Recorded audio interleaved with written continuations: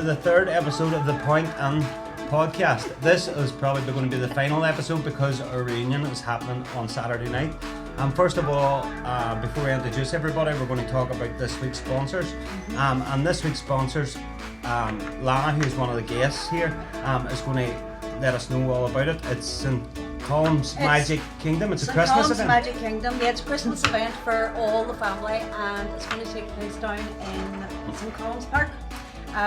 The entrance will be down there at the bottom of near Browning Drive. Yep. It's a family event. You'll go and you can see Santa Claus. You'll get some reindeer. Santa Claus is actually out there. It's called Paul Moore. Paul Moore's out there.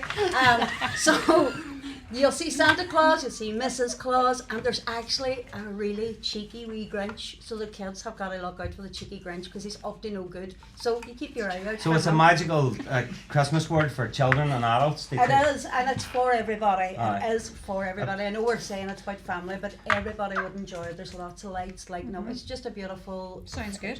So event for the most of the patrons that went to the Point and have children or grandchildren now, so that's it. If you want to take your kids anywhere at Christmas, that's where you want to go. And what's the dates, Lana, that this is operating? It's running from the 1st of December until the 22nd of December, every day apart from the 5th and 6th charity, but other than that it's on every day of 1st to 22nd. And you can also get tickets. There's a link on their Facebook page? There's a link on the Facebook page, and it'll be on my page as well, and I will also be giving away 2 family tickets which enters two children and 2 adults. So Lana will be giving away 2 passes to that event on my page. On your own page. So if you check out the Point On page, we'll share the winners and stuff too. Yeah, absolutely. So if you're watching this podcast, don't forget to check Lana's if you're friends with her or want to add her as a friend. Well, it's an open page. It's an open page, right? Okay. I will be putting it up the next day or 2. Give me time. Right. So we'd like to thank all that's involved in St. Colum's Magical. Yeah. So it will be Robert Allen and the Columns are running to St. Colum's Magic Kingdom, which is it really is a good event, and I've got a brief about it, and I've been seeing some pictures, and it's just going to be magical for children. It really is. Very good, and still something to look forward to take the kids to Christmas and stuff. It is, and you'll see it advertised on, I think it's UTV around tea time. That's right. You'll see it. Right, and we'd like to thank them for sponsoring this week's podcast. So well done, thank you guys. Yep. So we'll introduce our guests. On our right here we have Miss Lucia McCusker. Hey guys. Who used to go to the Point 30 years ago, was one of the heads from back in the day. Beside her we have another dairy girl, and her name's Antoinette McAllister, formerly McDonald. She was a big Point on head, and she done a lot for the Dairy Belfast relationships, didn't you? Yeah, it really does. And on beside me we have the legendary Lana Campbell, who used to sing, and before she would have gigged in the Point Inn, you would have sung with Alexa Paris, which was a big band that had dance influences. And then when you joined the dance scene head off, you were a reaver, the same as yourselves, but you joined Morpheus and Schizoid. So we'll talk a wee bit more about that in a wee second too. And on my left at the end here is Anne Doot, we call her, but her name is Anne Walsh. What's your married name now, Anne? Grant. Anne Grant. Nobody knows me as Grant Walsh. Anne sort of, we all know each other through the Point Anne and going on the journeys and all, but I would have knew Anne. I've known you way from back. Walking. Well, you've known me for a very good long time. 91, 92. So on the feedback on our podcast was saying that there wasn't a lot of gears on it, so that's why we wanted to do the last one and bring some the main gears that used to go to the Point and discuss how they felt and what it meant to them. So first of all, we'll start with you, Anne. Can you go back to thank God. I know from when I was at that time I worked in the Essex factory, and so did you. You worked in the canteen, and I came on and ate all your sausage rolls. But no, for us, you're that was terrible thing to say. Really dodgy 7th. But yes, working in the factory, that's how we all met as a group of friends. As you know, it's a big group, and we're still friends to this day. We still run about and go to places and everything. But for us, it was the week building update, and then when Friday came, we all got our checks, and we went down the town, changed our checks, and it was the old Northern Bank, and then ran across the metro, got your lunch, then up on the Richmond Centre, because we didn't even have Foyside then, Richmond Centre. The Beehive. We all met up there, and then after there, straight over to Missons, and then that's when we were getting geared up.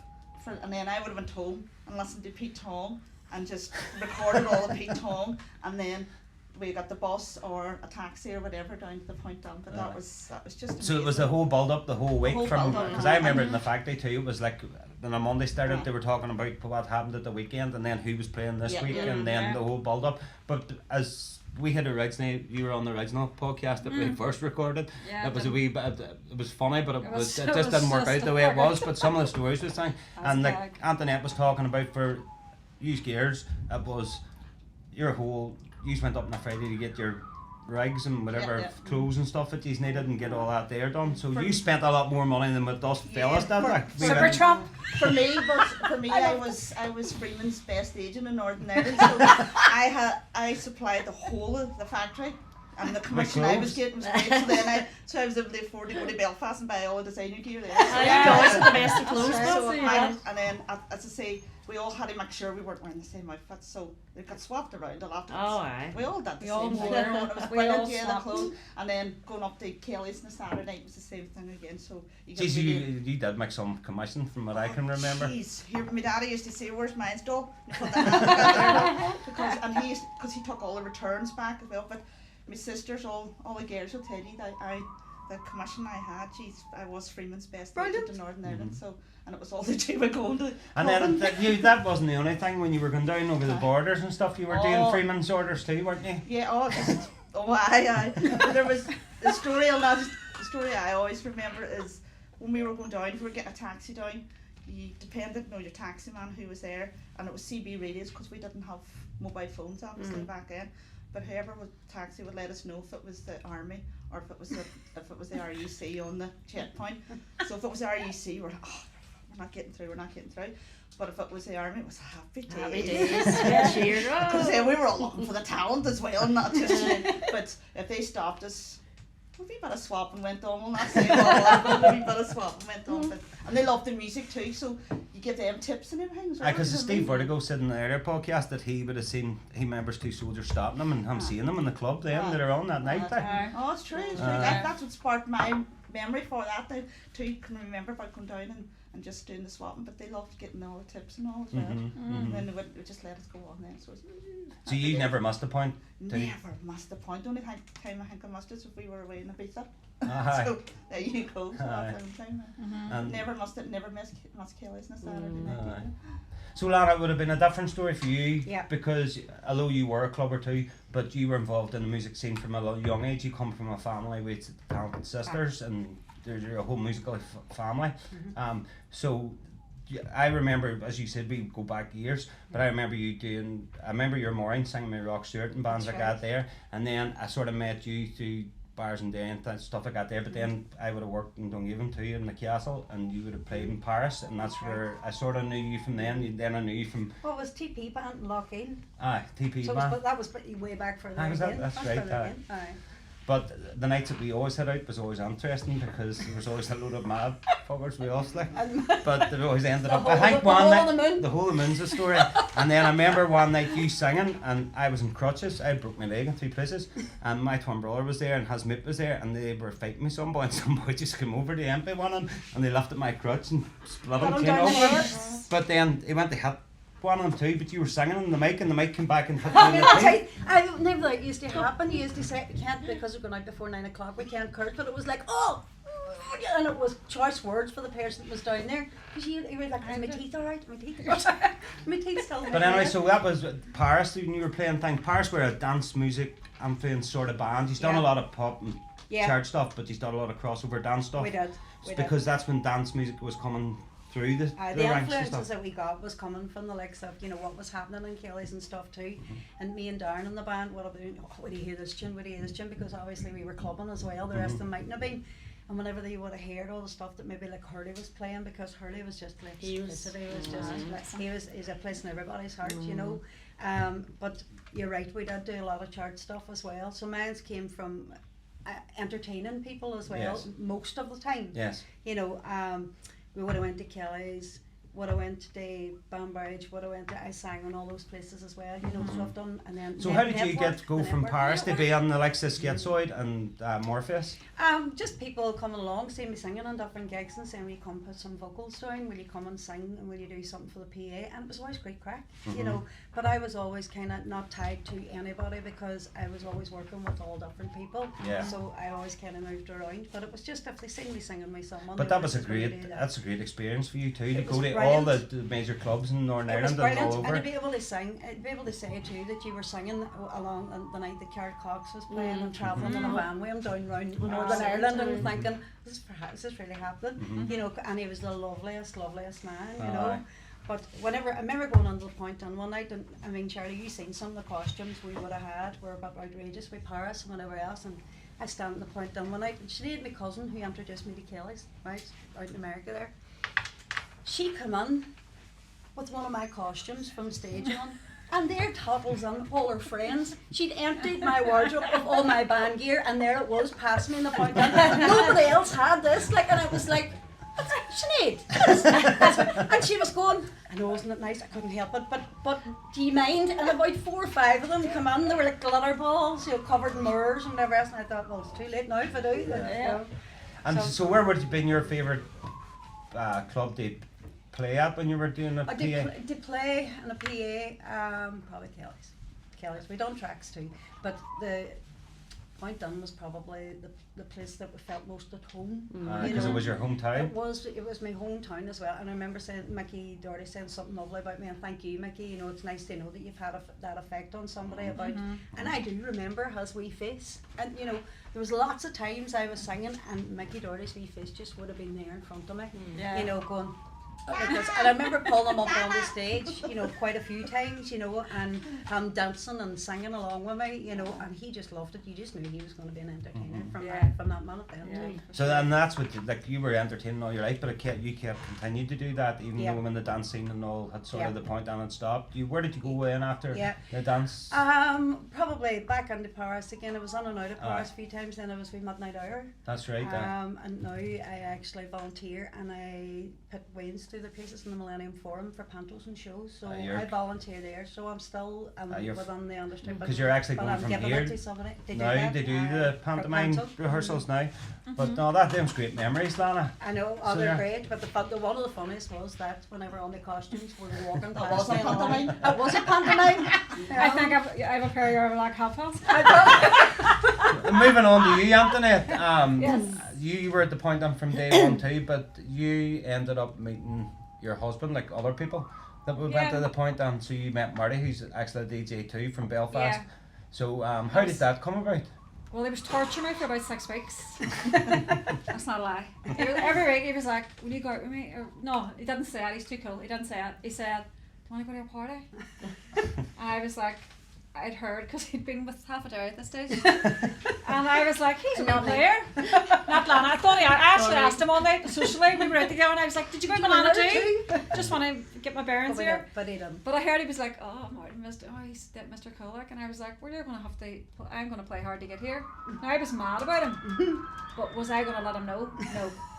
So every week he asked me, and then every week I was like, no, I've got plans. And then Winston, you know, was met Winston. Winston then asked me to go to a party. And then I was like, God, maybe Marty's lost interest, and he's give Winston the go ahead. He asked me to go. So then Marty went, are you going to come to this party? And I went, and he took my hand, and I never let go. That's 30 years now, we're together. Amazing. I know, it's mad. Lovely. So he was coming down with the Belfast one, so I found that my partying then was Antrim. I was going the other direction where you were all, and because you were talking about house parties in Derry, and I couldn't relate. The only one I went to was Noel Smith's. And I think that was nearly the night that Mickey Doherty fell through the ceiling. I'm nearly sure it was that house party. So we went there and the crack was 90. I remember Noel Smith's, I think I was there once, but it was like a black and white checkered floor in the kitchen. Sure. And I remember going, Jesus, you know, with the amount of drink and cocktails and stuff here, and I was going, the floor's moving there. So it is, but no, some parties, like, so you and Marty got together 30 years ago and still together, but then your sisters, you and your Wendy and stuff would have went to the Point, and you know a lot of the Point heads from, you know, especially when you go with Marty, you know a lot of the Belfast people that came down, you know a lot of the DJs, Jacko and Gleave and stuff and all too. Well, Marty would have came down with Glenn, so they all travelled together, and then mostly with Winston, and they would have came down. So I was meeting all these Belfast, it was all the accents, and I couldn't, like, Derry was so friendly, so everybody was coming was like, God, we love it here, and they would go to Kelly's, but they said the atmosphere and the point was different, and it was very homely, wasn't it? Yeah. And Derry people are super friendly in general, so they felt really, really welcomed. Well, I had earlier today I had an interview with Jacko and Gleave, and they both says that, like, to me, Circus was one of my favourite clubs, right? Because it was the ring, the whole tent thing, the darkness and all that there. But they're both said that the Point was their favourite club because it reminded them so much of Circus too. Yeah. So. Very friendly people, just, and I've formed friendships back then, like 30 years. I'm still in contact.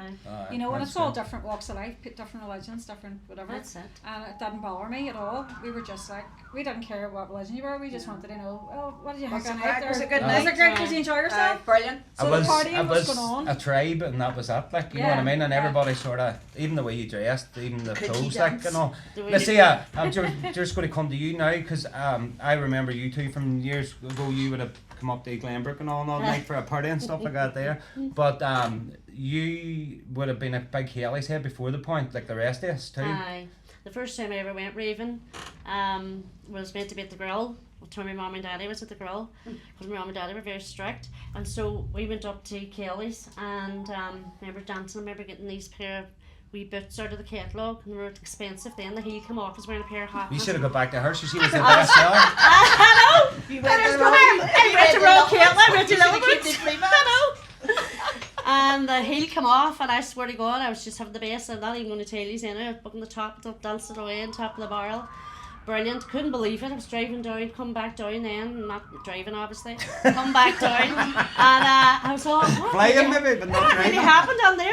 What about all this here, the tunes and music and all? I just couldn't believe it. I was just lying. Because it was on my all new. bed. I was just lying in my Brilliant. bed going, did that really happen? Was I really there? It was It's unbelievable. like Mikey Doherty says, it was like a euphoria. It was like, it was so good. And when you get on, if you liked your music, you could get on it if you were. And I still, that's like this. Like, do you remember the atmosphere outside when, you know, before it, everybody was queuing, there was car stereos going off, there was people with fucking big boxes, and everybody was just chatting. See, at the end of the night, that's what Gleave was saying today. He remembers coming out, plus soaking my sweat, fucking people patting him on the hang and chatting, and it was just like a big family, a big community. And the steam, Everybody Rising up, everybody. we're like a Changing your steam. clothes. And you were like, where's the party? Andrew and poor us. Never no water, Just never all no water in the different. toilets or nothing. No. Or the water always turned off. We were all gorgeous going on, and then we looked like, I don't know what we looked I like. remember that too, the water turned off. Cameras. But there was, see the night that the water was turned off in the Point, was the toilet still working? Because I can't remember. No, the No, toilets were no, working. no, They no. were working. The Jesus. toilets used to be filled with everything, and you used to come out, and the dirt coming off the ceiling would have been all over your clothes. be stinking. Well, it'd be worse for you. saying that, Steve, saying But that. it'd be worse for you because you spent piles of money on your clothes. I We did. ran about, I was thinking about something the other day. I remember getting stopped at a checkpoint in the early days of raving before it was DJing, and I got there, and I remember there was a squatties and we had all these t-shirts saying Poppy instead of Poppy. Thing. And then a couple of girls in the back were sucking dummies and stuff and all, and their strings and all that there. Like, and I remember getting stopped by the police or the brats or whatever it was, and fucking, they must have thought, geez, these ones just not wise in the head, like, you know what I mean? We weren't. So, but great experiences all round, Brilliant. Gerds. Oh, Right, brilliant. before we Many finish. happy memories. So, Gerds, these are big music heads too, and you know your tunes. So, what was your favourite tune, Anne, from back in the day in the Point on? I've a few, but one stands out is Get the Chord Passion. Right. And what way does it stand out to you? Just. Because I think I knew the words of it and I sung it all the time, I just danced it all the time. Laha, what was yours? Mine was Can You Hear Me, but for Chris Hurley, his favourite tune, I'm going to say Mr. Lethero Rotation. Very good. That's it. That's my number 2. This the Antoinette. Mine's Age of Love. Oh yeah. No, I love Age of Love. It has a wee bit. That is a cracker. I do Stood the love it. test of time It's too. one of them wee Aye. ones that gives you the Tingles. wee Get tingles. Yeah. Lucia, My friend Sam. and My what? pleasure's My pleasing. pleasure's My pleasing. pleasure is pleasing. My pleasure is pleasing. Right, so Karaoke night. come here. You can go now and have a wee glass of wine and That's you'll really have your work. life, I'm sure. But anyway, Gerds, thanks very much, and it's great to have Thank you on to tell your stories. And, See you on okay. Saturday. See you on Saturday See you night. Saturday. Okay. Thank you. Bye.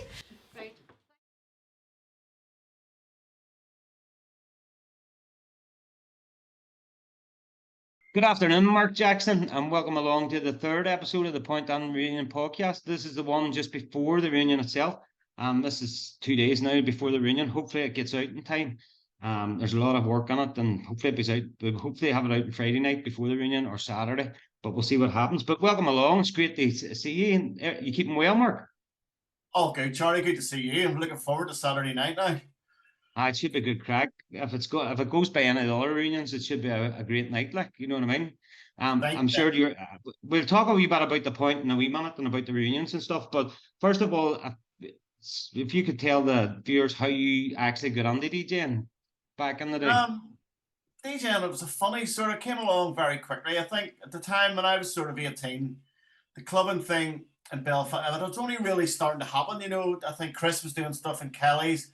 And then I had sort of met Gleave and stuff. And then we had found like Robbie Nelson was then doing the Hellsman on a Monday night. And at the time before Robbie, he was playing like, I think funk and soul and stuff, you know. And then this dance stuff was sort of starting to happen. And he was dropping a wee R in here and there. And then all of a sudden it just became this thing, you know. It was like you could go to the Hellsman on a Monday night to hear this house music that wasn't getting played anywhere else. And there was just a whole new buzz about it, you know, and people like Glenn Malloy were running about and popping in and playing along with Robbie and stuff. And it just ended up being like a Monday night was better than a Saturday night, you know what I mean? It's like people were holding off instead of just what they normally done the sound, like going to discos and stuff, that to go to the Hellsman the Monday night to hear this new style of music and this whole new scene that was starting to materialize, you know. And so was that got you? Was that what part of that got you interested in the DJing aspect? I think it was. Charlie, and you knew my brother. You know, Ian was always a bit older than me, so I mean, he was running out with Billy and stuff, and they were hearing tapes from England and stuff, you know. So we were starting to hear stuff.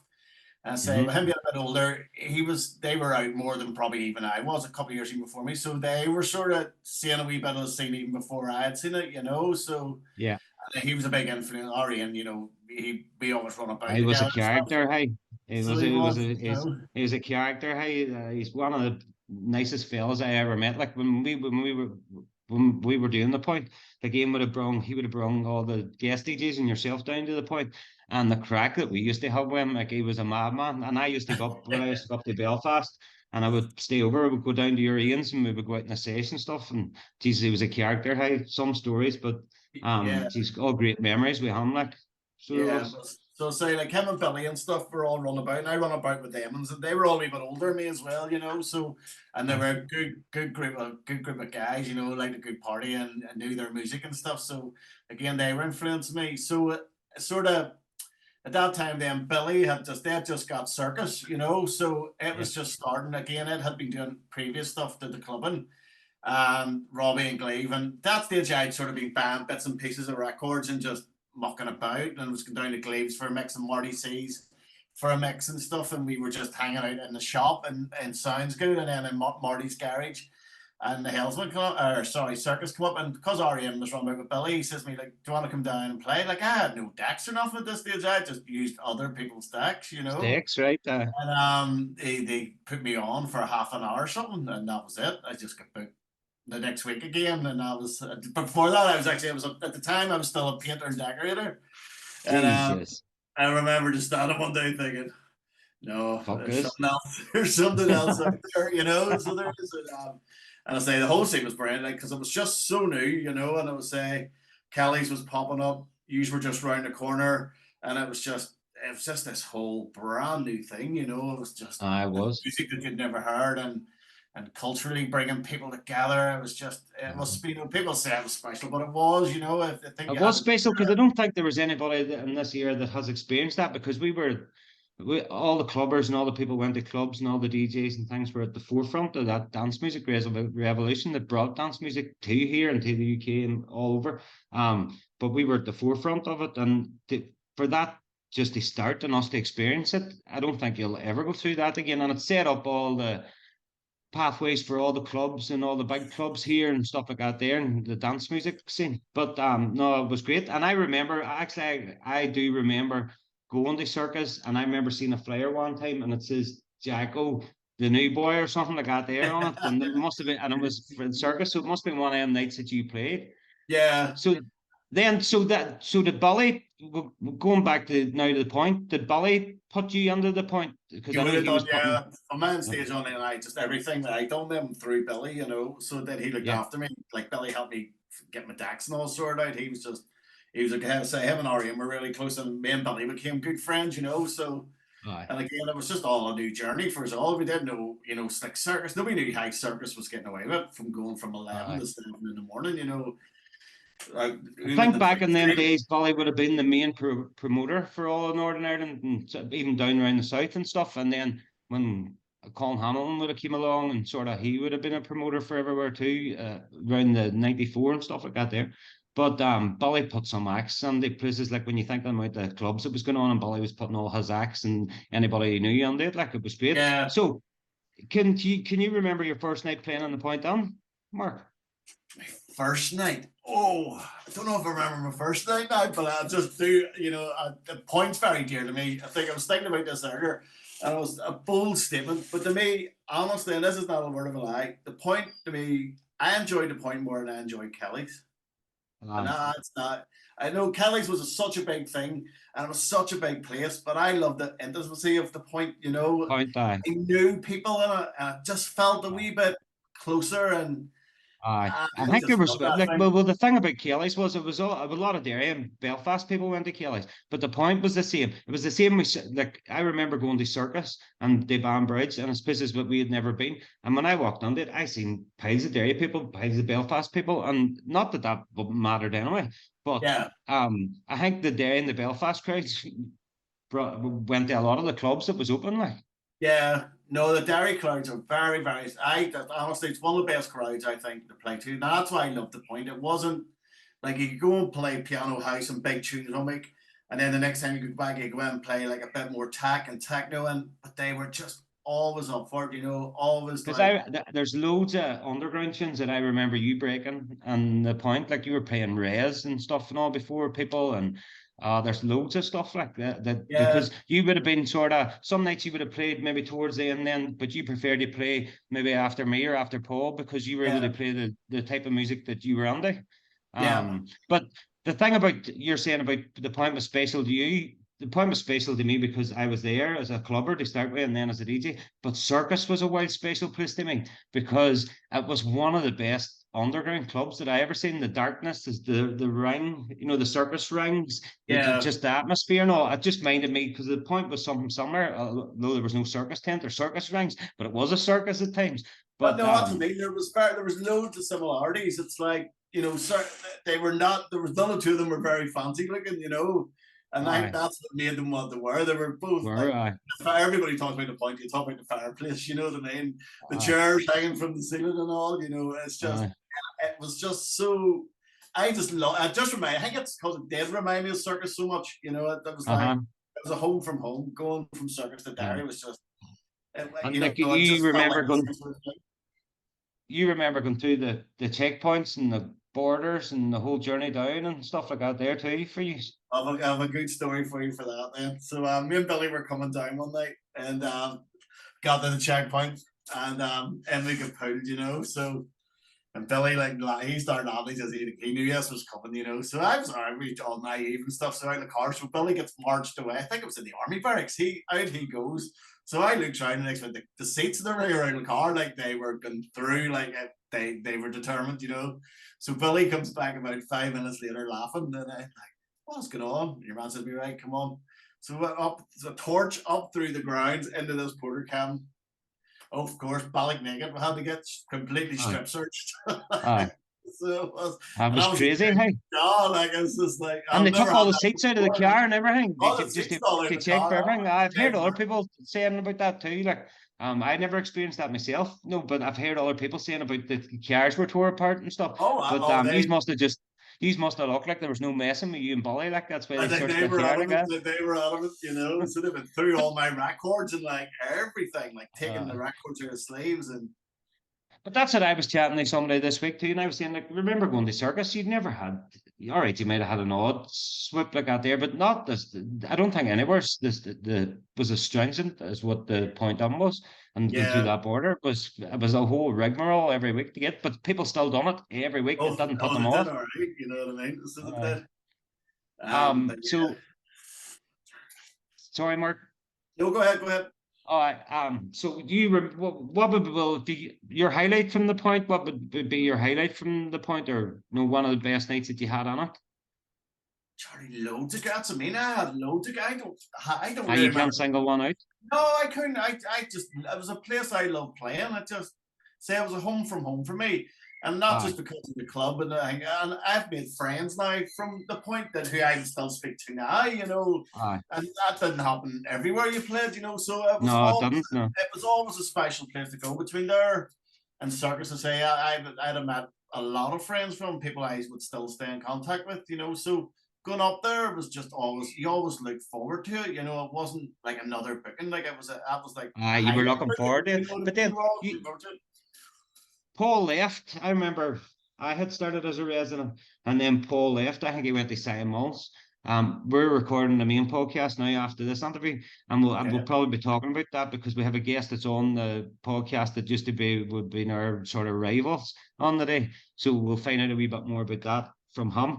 But I remember Paul leaving, and you were made a resident. It was just me, you, and bass at that time, and then whatever guests and stuff they had brought on. Yeah. And I remember, because it was you playing every weekend. I was excited because I knew that I was going to hear more different and underground music. You know what I mean, sort of thing too. But you have a lot of following in Derry, and a lot of people have a lot of respect and love for you because of the style of music you played. Like, you didn't play the masses, you played you broke tunes, you tried to educate people, and you also were playing stuff that was maybe the big main DJs weren't playing. So it was exciting for you. No, it was. That's why I loved it, because you never felt restricted to what you could play up there. It was just. That's why I was excited to go, because I always just thought it was such a good crowd that you could try and break stuff, and just they were always up for it. Like, I can't really ever think of time when they weren't up for it, So were you ever there any nights of the raids? Was I there ever raids? I can't think, Charlie. On a Sunday night, did I ever get raided on a Sunday night? I got raided on a Sunday.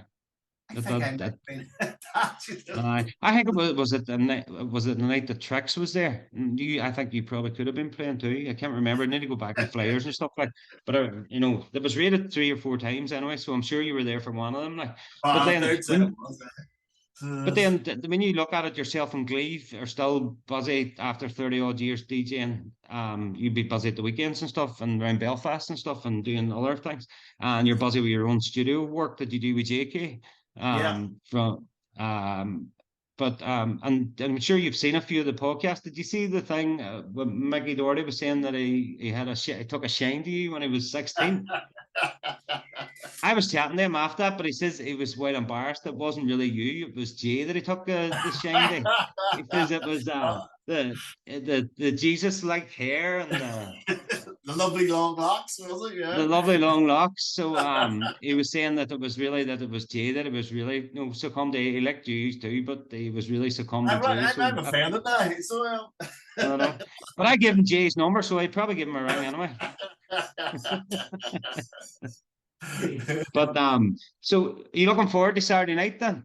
Oh, I can't wait. I'm actually, once I come off this, I'm going to actually start looking through some music. So I'm trying to get a couple of ones that I haven't played in a while. So a couple of bangers that you haven't played in a while. But the last reunion, the last reunion was the one in Everton Square that we all done. But the one before that, the real special one, was like St. Colm's Hall that you Gleave and this and myself and Paul and Bunman played. That was some night, like, wasn't it?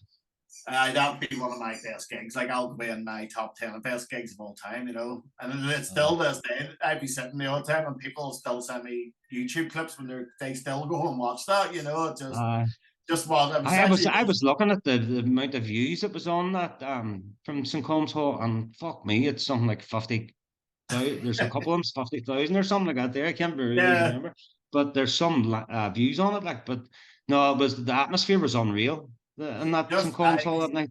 I had a brilliant set because it was just starting to sort of fill as I was playing, and as you actually watch the video, you can just actually see the crowd coming up, and it was brilliant, you know, and by a stage and I was just sort of coming to the last 20 minutes, the place was just jumping, like it was just ready to go, you know. So it wasn't, and I think everybody else, even after that, then they delivered the goods, you know. So they did, surely. I was doing the room up the stairs now because you were all in the main room and I was doing the room up the stairs, but it was just me and Kevin, but then Kevin played for a while and then he fucked off down the stairs and left me dead, and I had a belter night, like. But we were playing vinyl up in that room, which was hard at times too when you haven't been doing it all the time. But no, I enjoyed it. But this reunion here promises to be a really good one. We have the vinyl room downstairs, and then we have the main room, and the doors open from the tickets are sold out now, Mark, as you probably have seen on social media. And the doors are opening from 8:30. Me and Paul be on from 8:30. And what you're playing? I think I'm 11 to 12. 11 to 12, that's right. So we'll be looking, I'll be right up by that stage, I'll be able to get and hear you, you know. But so you're really busy at the minute with your studio work with Jay. You want to tell us a wee bit more about that? Yeah, sure. Just during lockdown, you know, Jay's been doing stuff for a load of years now, and we used to do a wee bit years ago, and then just during lockdown, he was sort of torturing me to get back at it and start, and I sort of did. I got back in and got a bit of a bug for it again, and we've just been producing away. You know, we're not on any majors. Jay's got his own defunct record label and stuff, so anything we make, we just put it out. Just put out straight away. But we're starting to get some nice feedback and stuff from people now, and yeah. We used one of your tracks, Modular, for the opening for the podcast. I had got a few messages to say, you know, what's that track?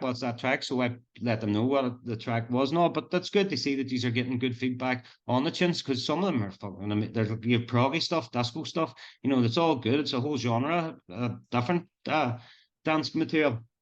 Yeah, I think it is. I think it's just been DJing for 30 years and we've seen so many different styles and scenes. So we've got loads of just ideas and old records that we listen to that we just think, yeah, let's go with that. But you know, I think the thing now is, I think what's different is now we don't really make, you know, we're not actually just trying to make stuff to be big, you know, so we're just making stuff that we like, which is and stuff that you can actually play out yourself and stuff. Yeah, well, you're just not trying to make stuff to make a hit, you know. It's just like there's just so much music out there, it's so difficult, so we just do it. It's the enjoyment and the buzz that you get from it too, making music. It is all right. I'm saying it's so hard. You know, people used to do it as a career to make money. Like there's no money to really be made in making music, but so it has to be a hobby and fun, you know. So that's what. And it gets you out of the house for a couple of hours, Mark. So as we go out and sit in the studio and we bitch about the world and how it's all changed. It's not what it used to be, you know. So it is. But well, come here, Mark. Can I ask you just before you go here, because I know you're in a tight schedule. What was your favorite point on tune? Ooh, putting you on the spot now. Oh, Charlie. Bedrock, For What You Dream Of, probably. I remember you breaking that many a time too, and still, yeah. But come here, Mark. We'll get a pint on Saturday night. It's great to talk to you, and thanks for reliving your memories, what we can remember today on the podcast. And I'll see you on Saturday night, and I'm sure everybody's looking forward to hearing your set. Thanks for coming on, Mark. No, thank you. Can't wait. Bring it on. Right. Bye. See you later.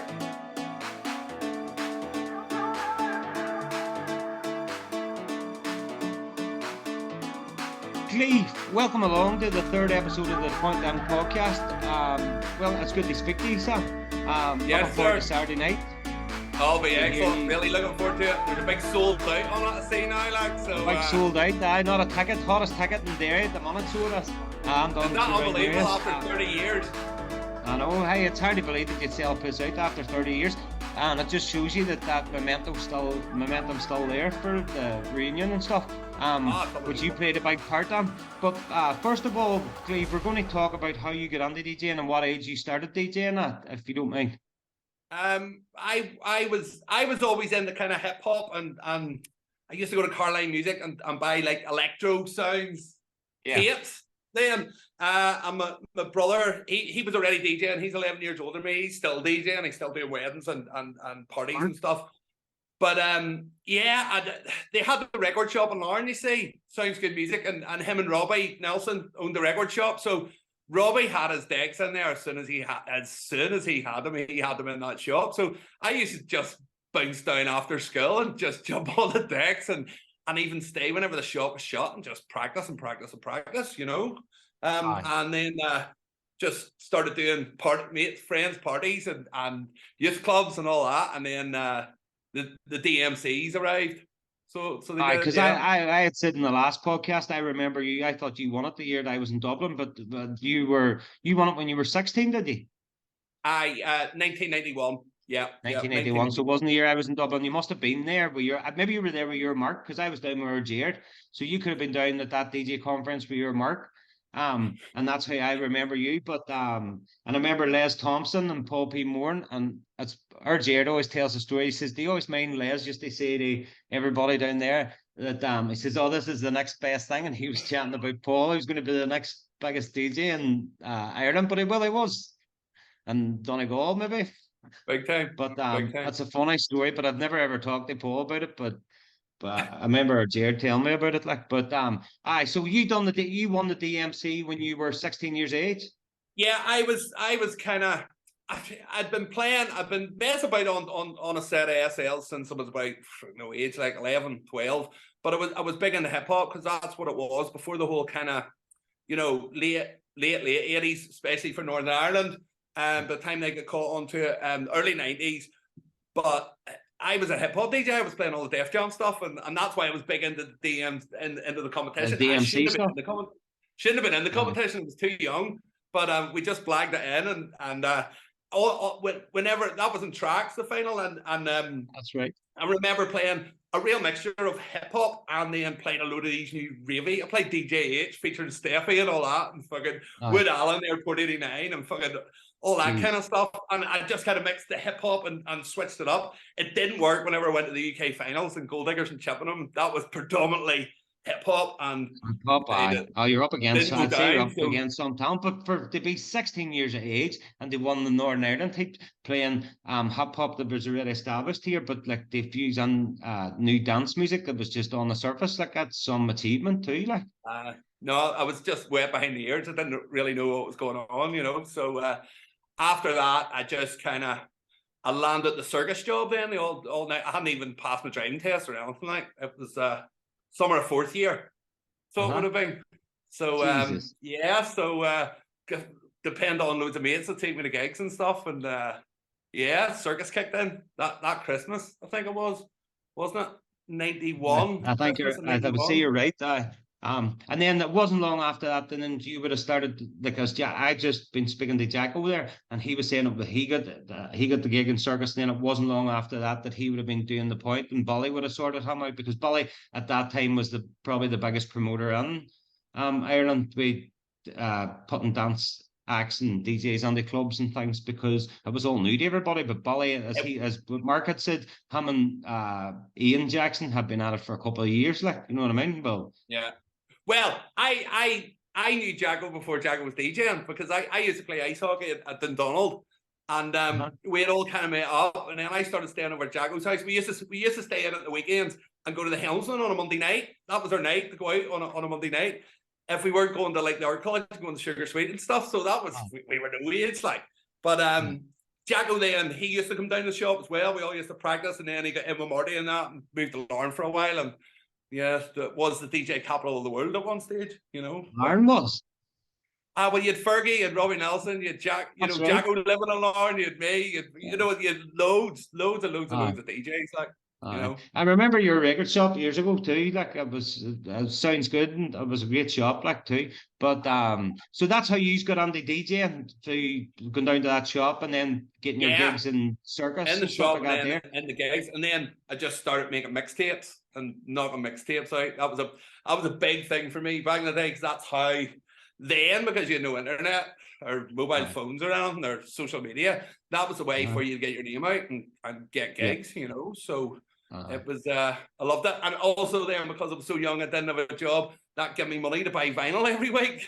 I would say so. I'd say you were getting at a good price in the record shop too from your Mark. Like I was getting all over. I was maybe going to Manchester and going to London and trying to pick stuff up, you know, to be one step ahead, you know, and that was the aim of the game then, you know, Yeah. but whenever you found a track back then that you had a bit of exclusive on, you could have got 6 months out of that track then. Now you're lucky if you get 6 freaking days, you know, because there's so much music, but I know, because I time. remember like me doing the warm-up on the point, and me and Paul and Biss maybe going to Belfast today and buying records, and then we would all buy. I remember, as a prime example, is House Stomping by Bump, right? And there was 2 sides. I can't remember what was the other side of it, but I remember we all bought this record anyway. So I went down and we went on that night, and I was all, I didn't really listen to this, so I threw it on. And I remember Biss and Paul coming run up the DJ box, and they were, what the fuck, he had buddy playing that this time of night? I was all, I didn't know. I just fucking bought it today. I don't know what it is. I was just firing it on to see what it was like. But like nobody had really heard it, but they were cracking up because they must have knew how good it was, and they were wanting to play it themselves. But then with me doing the warm up, we were a lot more precious over tunes back then, like, you know. What we surely. So what was your taking the point? What was your memories in the point on? Well, I actually played the point on a Sunday first. Really? I'm more than sure. It was one of my good friends, Gary Nelson, which is Robbie Nelson's wee brother. Me and him were best mates, and he had a wee black limited edition Mini. Right, and we took off. I'm more than sure it was a Sunday I played in it before I even started doing any Fridays in it. And it could have been a bank holiday or something, but it probably was a bank holiday or something like that, because I know Chris done the Sundays, but then the Sundays before did it start on the Sundays? Did it evolve from the Sundays? This is the question. It evolved originally from Sundays with Les and Paul and Chris Hurley, and Joanne would have been there. She would have come down with Chris and stuff, and it was just for the first couple of weeks. It was all sort of Derry and surrounding areas. Wasn't Belfast people or nothing like that there. Korean Portrush anthem. It was more surrounding Derry and surrounding areas. So it was our only club at that time, if you know what I mean. Yeah. But then when they done the Hellraiser, that's what brought people from all over the Northern Ireland did. So when they seen how good the Hellraiser was and how good the venue was, that's why we started getting them down every week then. But probably and your followings too, like, and Mark's. Well, and that Sunday, I'll never forget. I'll never forget it, because we were going over the new bridge. Well, it was a new bridge at that stage. It's probably still called the new bridge. And the soldiers were stopping on it, and I was like, right, okay. And then we get up, and like, you know, sat down. We had a map and all. You know, the first time we went to it, pure old school. Oh, total old school. And then we got over. I don't think there was much place and checkpoints as what there was later on. You know, with customs and excise and freaking guards. That's true. You know, but we were pretty much straight through. I can remember that Sunday night. It wasn't as bad. Obviously, we had the border checkpoint, like, but I couldn't get over it. I just couldn't get over that in the middle of nowhere there was this freaking ultimate like rave that you've never freaking seen. But you see, it was all the little stuff in the stocks and just walking into it going, what the hell is going on in this place? It was priceless. But even I loved it that much that if I wasn't DJing on the Friday night, me and all my mates would have drove to there. I would have drove down that. We would just keep a night out. Loads of times, I remember that too, but you all being there too. Like, but you, to be fair, when you look through the flyers and stuff, having cheese toasties in the front bar in front of the open fire too. I know. And then do you remember the hammock? There was a hammock one time on it, and there was 2 big double beds. And I remember how just to be crazy, and people would be up getting ham and cheese toasties. And I remember one sitting at the big open fire with them. We call them loop-the-loops and tangle twister ice pops.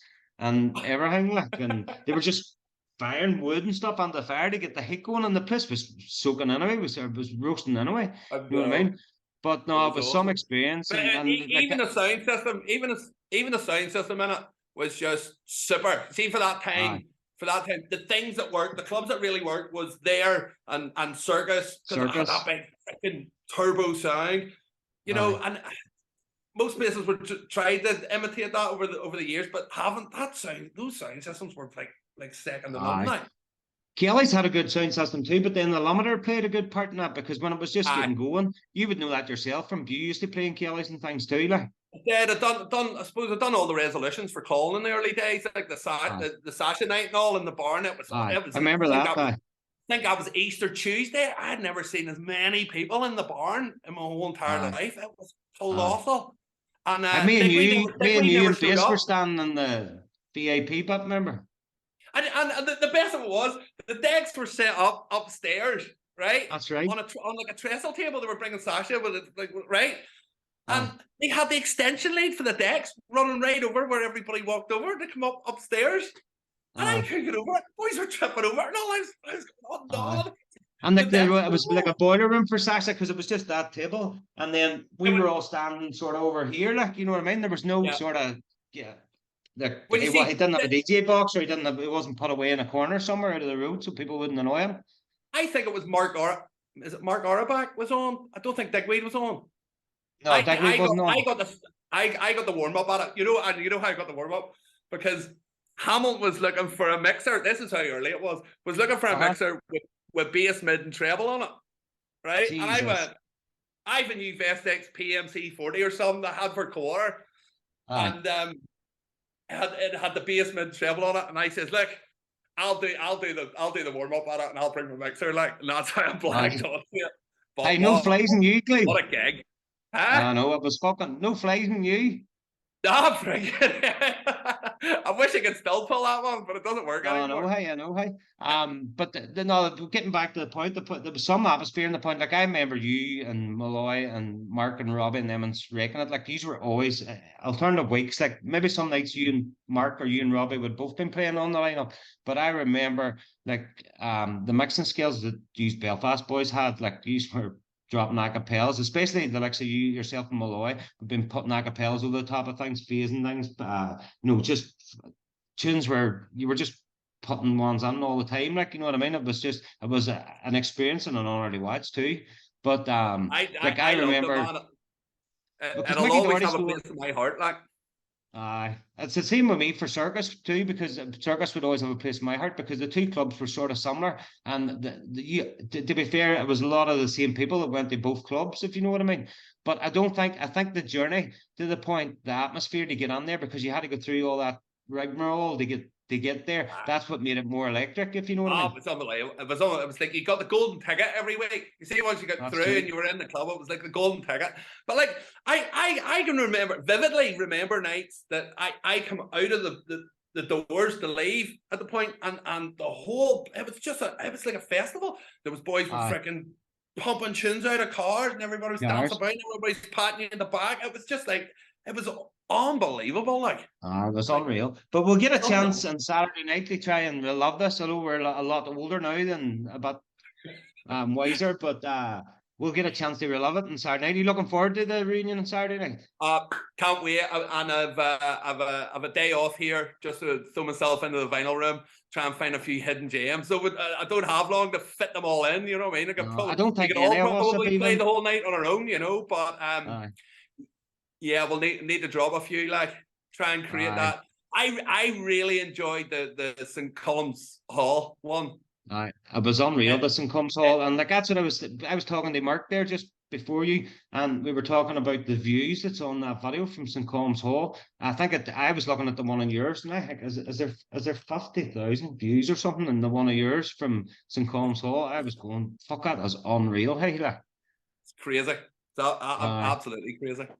Yeah. But the atmosphere that night was good. Like, I know that's 10 years ago now, but the atmosphere that night was unreal. Like, it was just taking you back there to the point sort of thing, wasn't it? It was definitely my favourite reunion so far. Like, but well, you never know. There's one on Saturday night that might top it, and let's hope it does.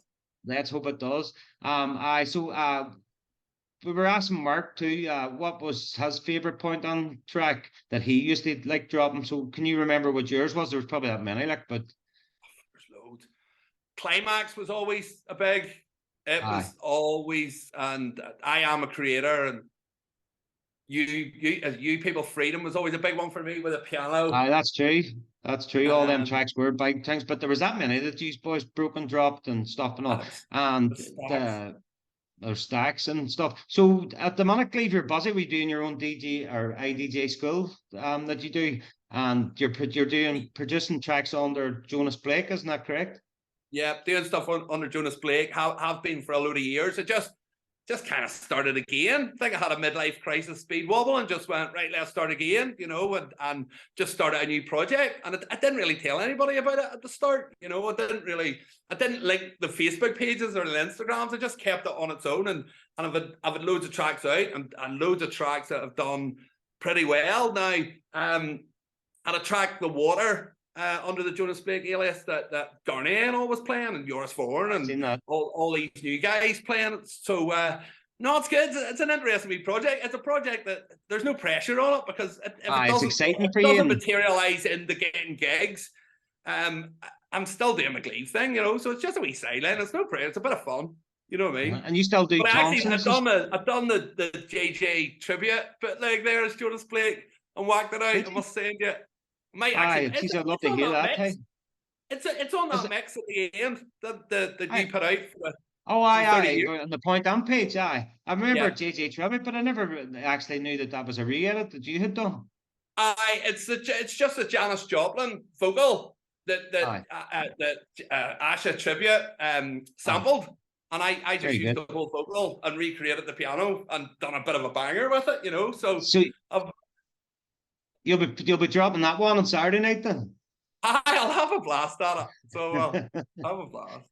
Well, come here, Gleave. It's great to have been chatting to you today. Looking forward to seeing you on Saturday night. And I know through the podcast and through the page and stuff that a lot of people are excited to get to hear you, and they can't wait to hear you on at the end, because as you said, St. Colm's Hall was special, and I think it was special because the set that you played too that night was man, just knocked the ball out of the park. Here, listen. The legendary name that is The Point was made by everybody. You guys were there week in, week out, and as I said, you know, we were just drop-ins. You were the boys that were behind the thing the whole time there as residents, and as I said before, we even went up on it didn't matter who was playing in The Point. You just went because you knew it was going to be absolute like a fantastic night. So hats off to you. He's definitely rolled the wrist up there. Thanks very much, Gleave, and it was great to talk to you, and we'll see you on Saturday night. Get a pint, man. Happy days. Right, Gleave, thanks for coming on the podcast. Cheers, see you Saturday. See you later.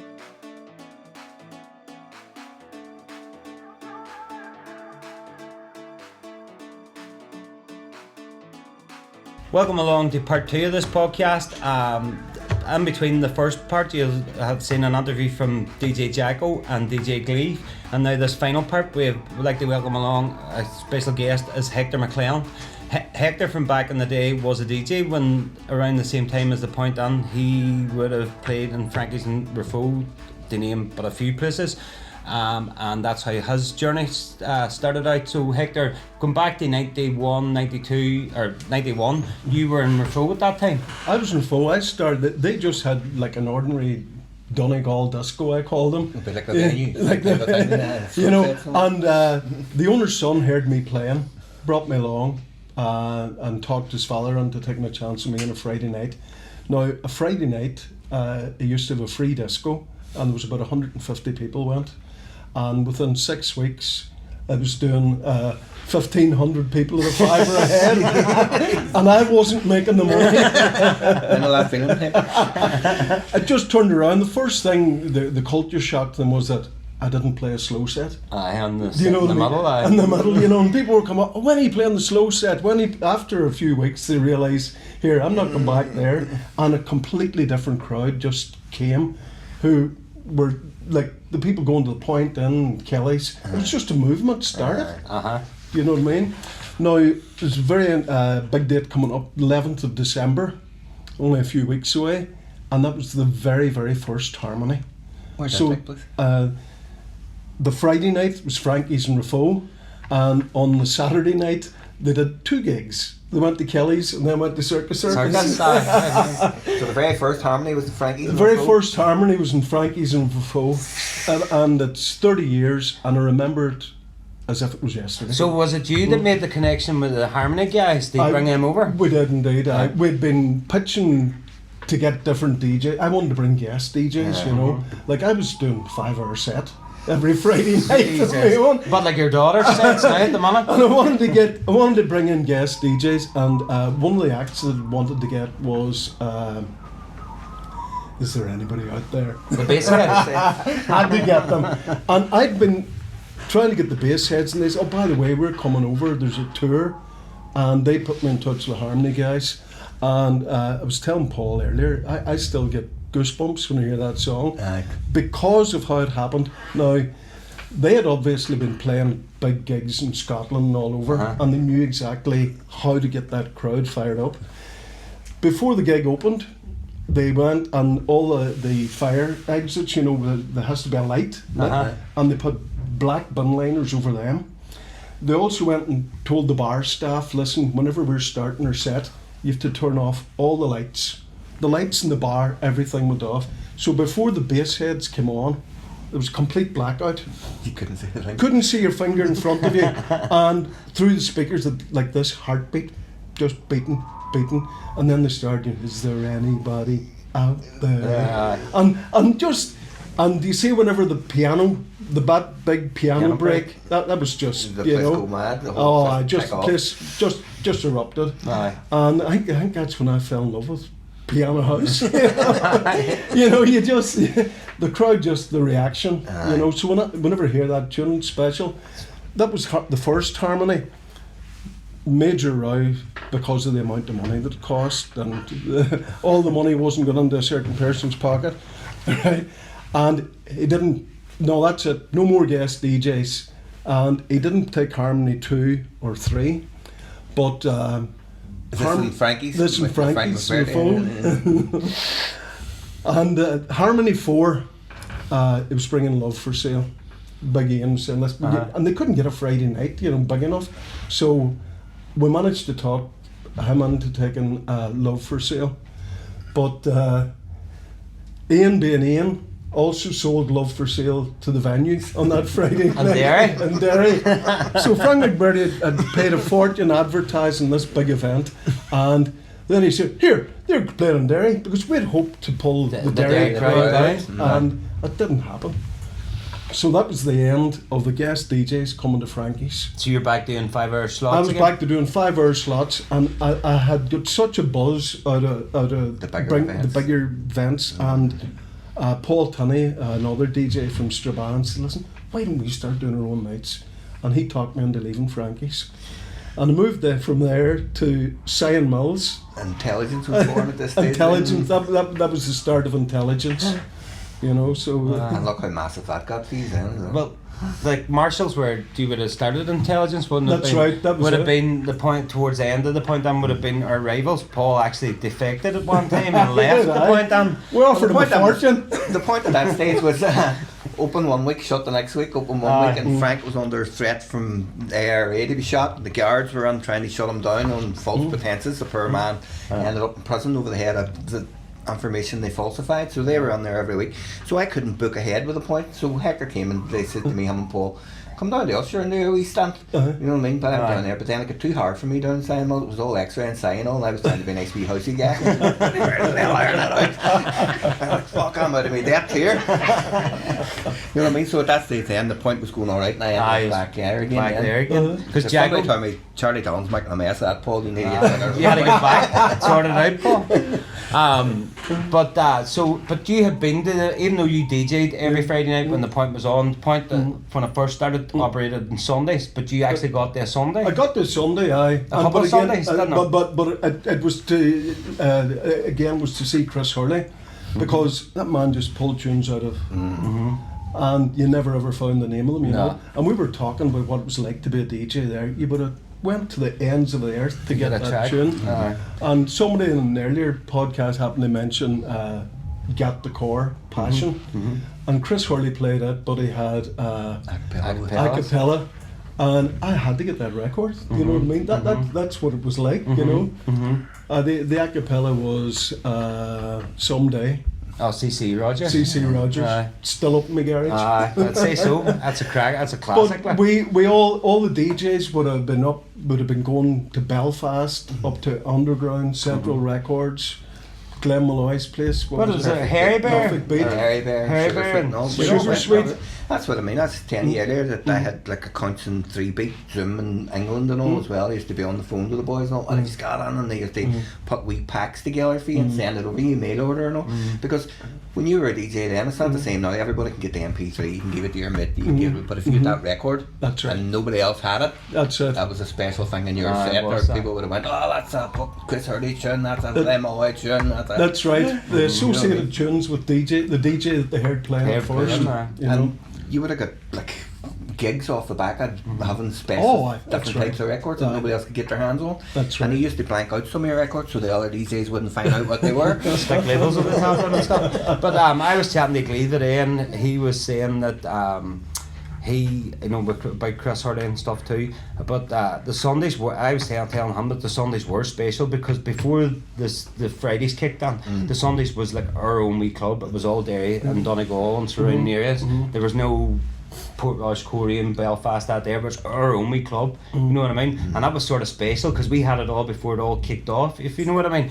And like Chris would have came down with Joanne, and they would have came down early, and the vibe, it was just a pure house vibe, and he would have been hearing the stuff in Kelly's too on the Saturday night, and he would, because I think it was a wee bit darker and a bit thing, he would have chanced a wee bit more underground stuff, you know what I mean? And the music when Chris was playing was unreal. He was a talented man. It was unreal, but Kelly's special place in my heart, like, you know.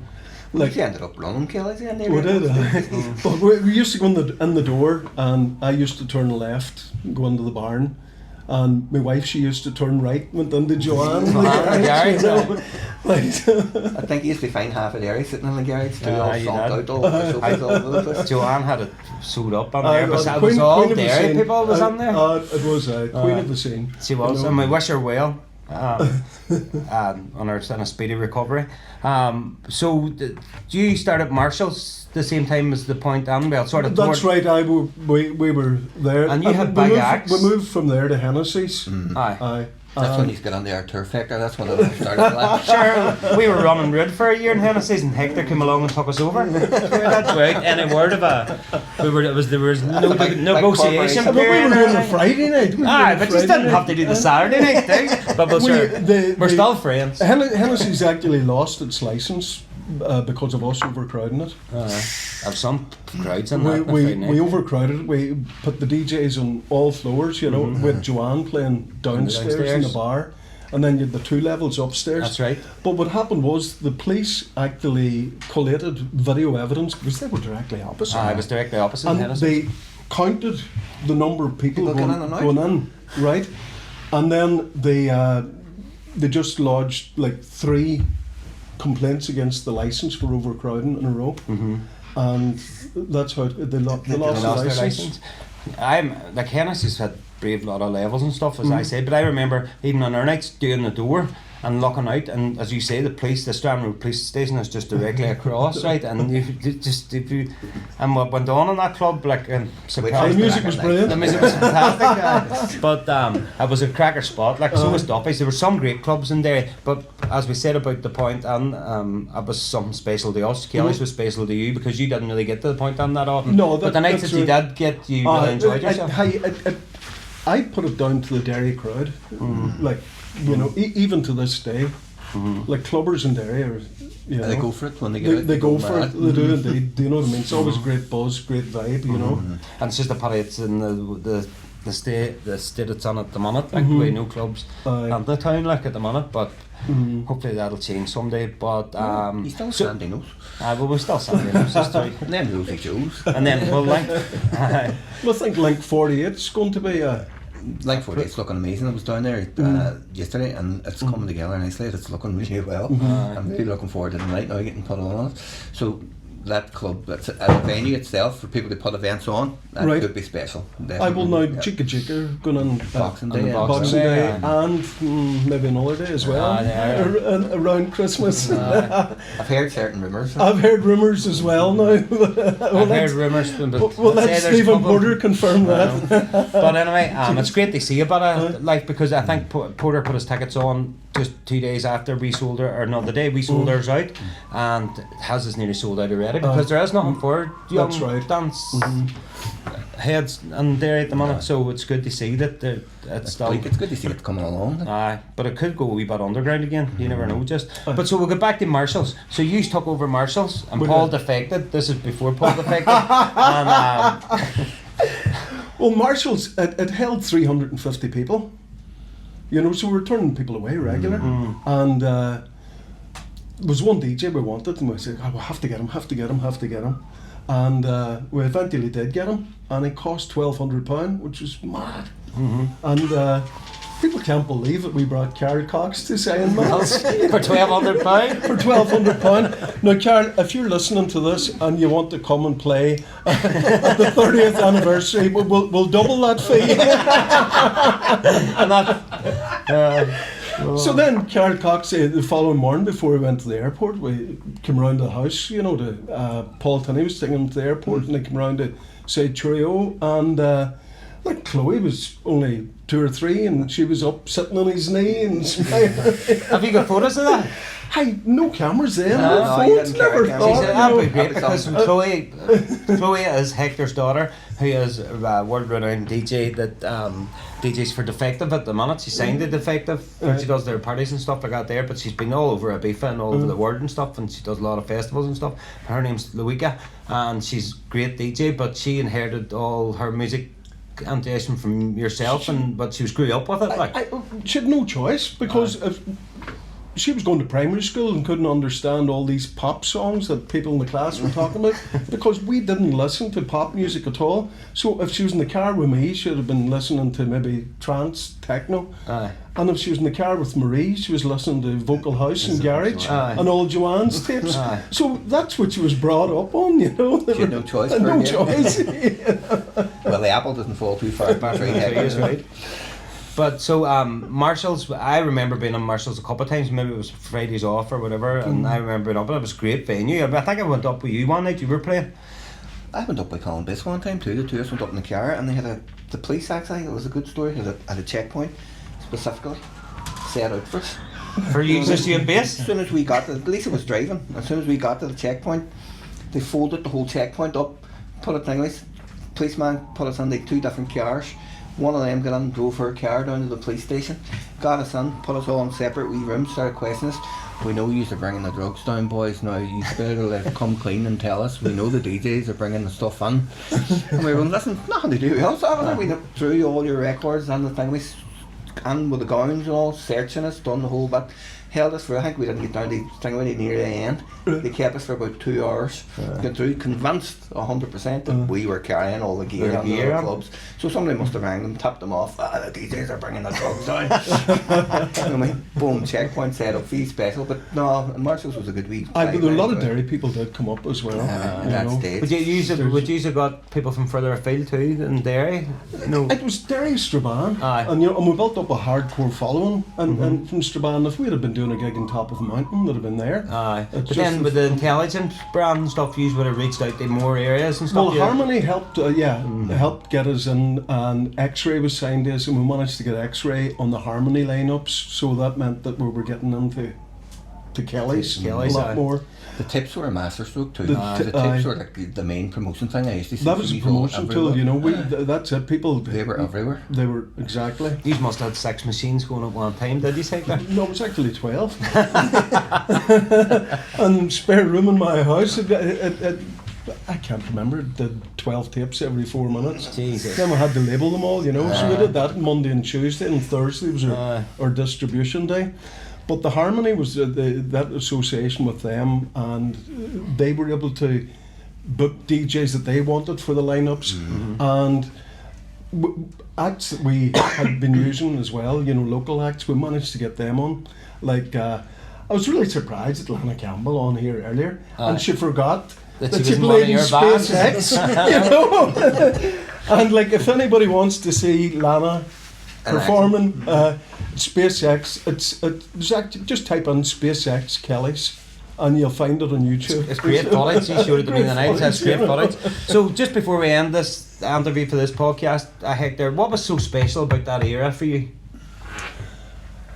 Do you know, at the time it was the excitement And it was a whole, like as I said, it was a movement. You can only describe it as a movement. And you know, it's something you'll never forget. The tunes, and you'll associate different tunes with different DJs, different places. But being young and being at the forefront of that was special for everybody, wasn't it? Oh, it was amazing, you know. But we hadn't a clue what we were doing. No, we didn't. You know, we're better at it now. Like, we're nearly fucking. I'd love to be going back now. I'd make some money out of it. Join the club. So, but it was special, and there it was. And we were doing it because we loved it. We loved the music. Everybody involved. We loved it. It was just you went down to clubs, and it was the atmosphere. I've never seen atmosphere like it since, and I played clubs right up to now, and you'll never go back into that special environment. We walk in, and Mikey says that last podcast we were doing, it was euphoria. It was euphoria, love. It was just a whole buzz. There was a warmth about the raves, and then when the atmosphere kicked in, it was just that the hairs in the back of your neck when you were DJing, you used to stand up constantly. That's right. You knew when you dropped the whole tune. place was going right in the middle. That feeling. You loved that feeling, fantastic. you know. So Hector, what would be your favourite old school tuning back in the day? We know that your favourite DJ from back in the day would be Chris Hurley. Right, oh aye, yeah. So what would have been your favourite tune from back in the day? Oh man, Too many? There's just too many. Same as me, I found too many as well. I couldn't name you one. Just too many. What about you? What's your favourite? My favourite? I would say my favourite is Way Out West, Montana. It's always been it was a tune that I played towards the end of the point, and it was just it was an underground tune, but when it broke, the big synth bit in it and the thing. You probably, I had a couple of copies, but no, I loved, because that was the early start of the progressive house. Right, yes. And like I always loved the stuff that Steve played. He was I would say they're all love all the DJs, but Steve would be a very personal favourite DJ. A lot of stuff that he played I liked. You know what I mean? Too. A lot of stuff. Again, he was a great one too for dropping the acapellas. You know, like THK France and CC Music Factory. So music is my life. But so your hope, might be away Chloe's to playing in London on Saturday night. That's right. In Studio 338. Jeez. So that'll be class. So you may be going. That's right. But if you're not, if you don't make it, you'll be down at the Point on Saturday night. At the Point then. But we'll keep you in touch with a lot of snaps and things. No. But Hector, thanks very much for coming on and loving your stories and your youth. Will you say and Chloe are loving? Thanks very much, boys. Okay. Thank you. Okay.